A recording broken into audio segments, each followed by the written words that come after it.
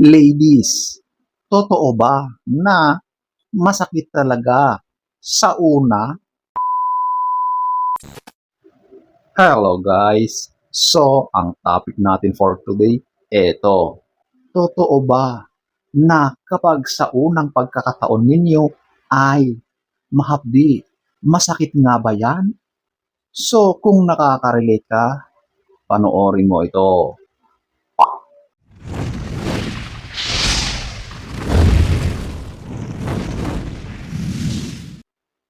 So, since lalaki ako, hindi ko naranasan or danas ang ganyang sitwasyon.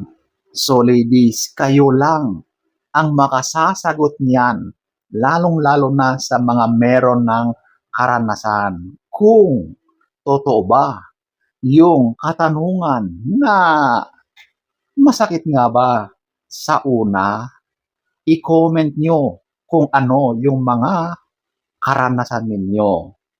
So, ang ating gagawin ngayon ay magbibigay na lang tayo ng maaring mga dahilan kung bakit nakakaranas ng pananakit ng kirot ang babae sa kanyang unang pagkakataon na makaranas ng S. So, eto ating alamin. Number 1, ito yung natural na pagkasikip at yung pagpunit ng hymen. Okay? So, literal na syempre, first time, bago-bago lang na mangyari sa iyo ang ganyan, talagang nandyan yung natural na kasikipan. Okay? Since hindi pa yan gamit na gamit, ay natural na tight. Okay? At syempre, nandyan yung pagkapunit ng hymen ng babae. Okay? Lahat ng babae ay merong ganyan. Pero iba-iba ang maring magiging experience ng bawat babae sa ganyan.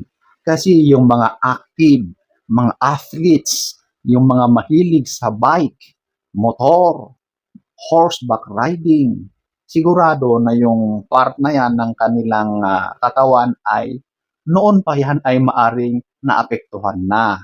So, kapag sa unang pagkakataon na makaranas, ay baka hindi siya makakaranas ng pananakit or yung pagkapunit na sinasabi. So, ayan po, ang number 1. Number 2, ito yung anxiety at nervousness. So ito na yung ninenervyos ka at natatakot ka. Okay?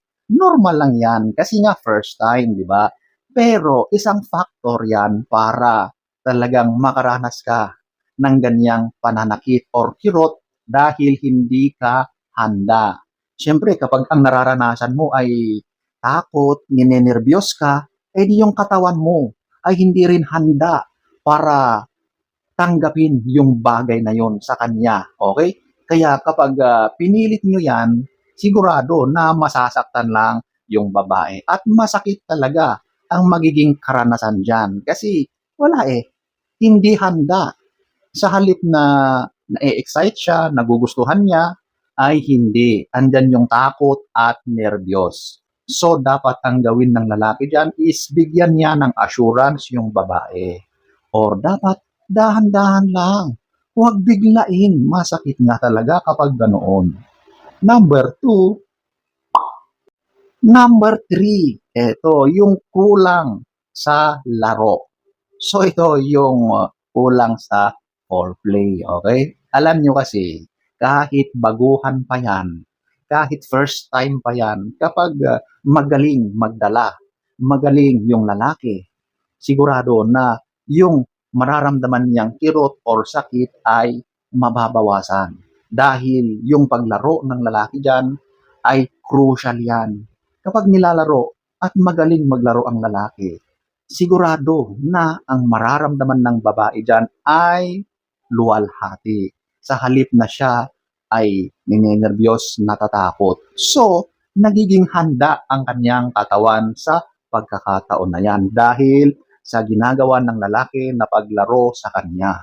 Kaya kapag may pananakit na nararamdaman, hapdi, kirot, nako, yan ay kasalanan ng lalaki. Okay? Hindi siya marunong maglaro. Number 3, number 4, eto, yung maganit, masikip. Okay?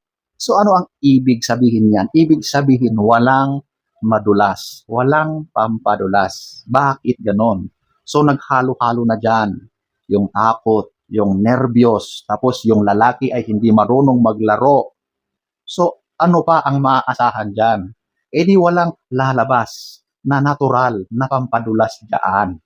Alam nyo, kahit masikip yan, kahit unang beses pa lang yan, kung lumalabas yung natural na pampadulas na yan, sigurado na hindi gaanong masasaktan or at least napapawi ng konti yung mararanasan na kirot. Okay? Kasi nagiging madulas. Okay? Yung pagpasok ay smooth yan. Okay? Kaya kapag wala talagang ganon, naku, sigurado na aray ang mangyayari dyan. So, ayan po, ang number 4. So, eto, ang number 5, eto, yung sukat at laki ng lalaki. Siyempre, kapag ang lalaki ay talagang above average yung kanyang laki, ibig sabihin siya ay dako, malaki talaga. Sigurado na makakaramdam yung babae ng ganon, kirot. Expected na yan. Siyempre, first time yan eh. Eh kung mas lalo na kapag sobrang malaki yung panauhin, di ba?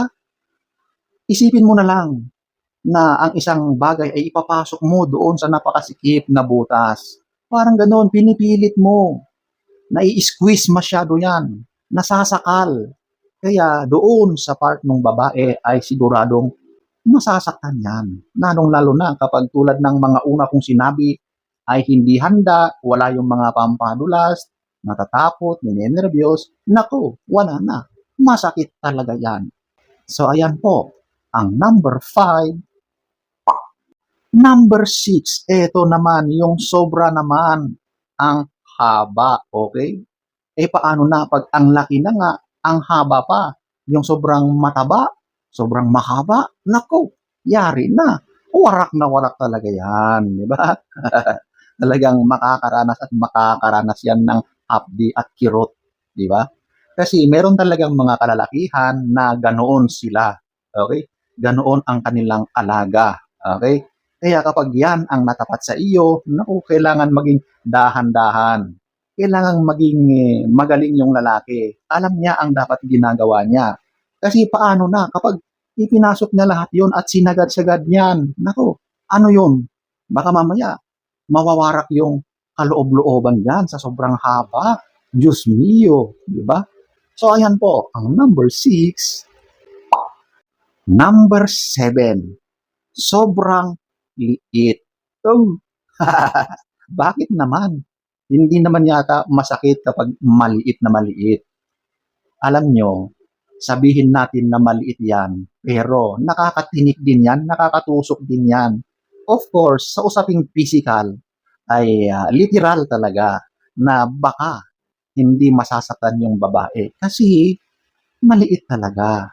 Baka tatanungin pa ng babae kung ipasok mo na. Yun pala, kanina pa nakapasok, di ba? So, ibig sabihin, wala siyang nararamdaman. Yun ang masakit.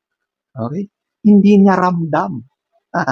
So, ngayon, yung sakit na nararamdaman ng babae ay hindi physical, kundi emosyonal, panghihinayang, naiinis sa kanyang sarili. Bakit ganito ang napili ko? Wala akong nararamdaman.